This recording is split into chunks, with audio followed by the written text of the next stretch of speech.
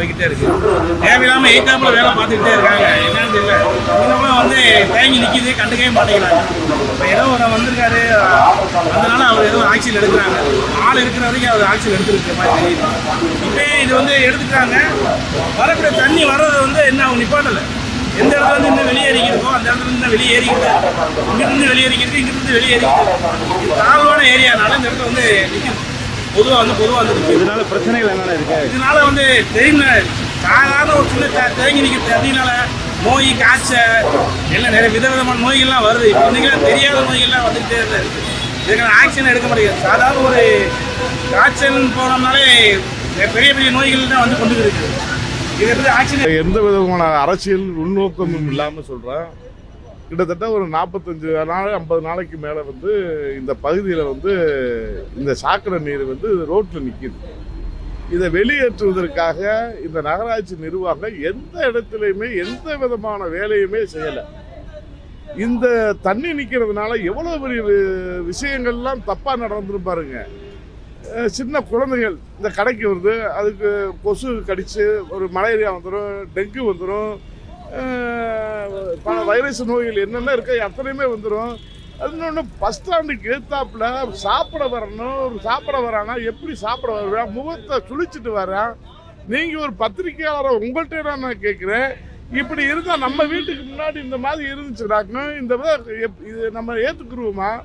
ஒரு கடைக்காரங்கன்றதுனால அவங்க பயந்துக்கிட்டு இதை சொல்கிறதுக்கு பயந்துக்கிட்டு இருக்காங்க. காரணம், இதை ஏதாச்சும் செஞ்சால் சொன்னோம்னா, ஏதாச்சும் ஒரு பெட்டிஷன் போட்டோம்னா நம்ம நகராட்சியில் இருக்கிற அதிகாரிகளும் சம்மந்தப்பட்ட தலைவர் என்ன செய்வாருன்னா அந்த கடைக்காரனை மிரட்டி ஆய்வுன்னு மிரட்டுவாங்கன்றதுக்காக யாரும் இதை பற்றி பேசாமல் இருந்தாங்க. நான் தற்செயலாக என்னங்கிட்ட ஒரு வேலையாக வந்ததுனால பார்த்துட்டு என் மனசு கேட்கலை. இதில் நான் எந்த அரசியல் உள்நோக்கமே எனக்கு கிடையாது. இந்த தண்ணியை எடுக்கிறதுக்கு என்ன நகராட்சிக்கு என்ன ஒரு வலிக்குதுன்னு நினைக்குன்னு தெரியல, என்ன இருக்குன்னு தெரியல. இந்த சாக்கடை தண்ணி இதுக்கு முன்னாடி இப்படி நின்றுச்சா இந்த பஸ் ஸ்டாண்டுக்கிட்ட? ஏன் இந்த மாதிரி நிற்கணும்?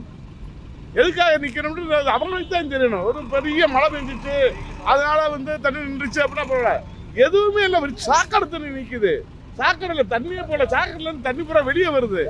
இந்த தண்ணியை எடுக்கிறதுக்கு உங்களுக்கு என்ன ஒரு எத்தனை முறை இந்த நகராட்சியா வேற என்ன மாதிரி எங்களுக்கு தெரியல. ஓட்டு போட்ட மக்களுக்கு வந்து இவ்வளவு பெரிய பாவத்தை செய்கிறாங்க, அந்த கடவுளுக்கு கூட அதை அடுக்காது. அவங்க அரசாங்கம் நாங்கள் வந்து மக்களுக்காக நடத்துகிற அரசாங்கம், மக்களுக்காக நடத்துகிற அரசாங்கம்னு சொல்கிறாங்க திமுக. இந்த ஒன்றே சாட்சி, இது ஒன்றே சாட்சி. இதுக்கு மேலே நான் எதையுமே சொல்ல விரும்பலை. எதை சொன்னால் அது அரசியல் ஆயிரும். இது பொதுமக்களுக்காக பண்ணுற விஷயம். இது நான் இப்போ அரசியலுக்காக பண்ணல. அது பொதுமக்கள் பாருங்கள். இது எப்படி ஒரு குழந்தைய தூக்கிட்டு வர முடியுமா? சாக்கடைக்குள்ளே தான் நடந்து போகணும், சாக்கடைக்குள்ளே தான் நடந்து போகணும். அதில் அதை கொண்டு போகிறாங்க பாருங்க, அதை சாப்பாடு விட்டு போகிறாங்க. நடந்து போகும்போது தண்ணி தெரிச்சு அந்த சாக்கடை தண்ணி அதில் தான் விழுக்கும், அதை சாப்பிடணும். இது எவ்வளோ பெரிய பாவம் பாருங்கள்.